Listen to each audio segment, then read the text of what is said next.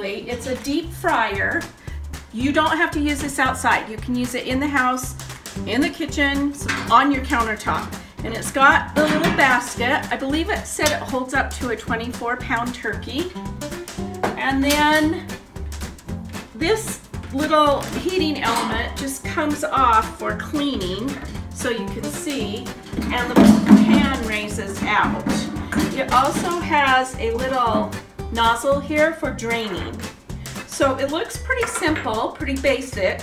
I'm going to give it a try and come back and I'll let you see how my turkey turns out.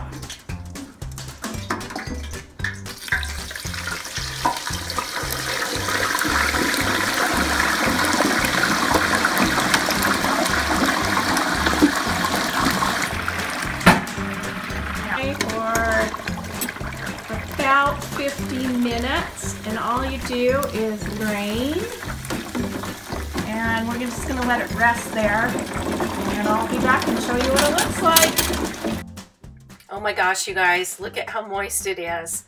If you haven't tried deep frying your turkey, I would definitely give this a try. It was so easy and so moist.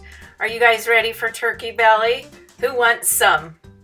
Yeah, he loves to show off his new smile. There. I have. Look how moist.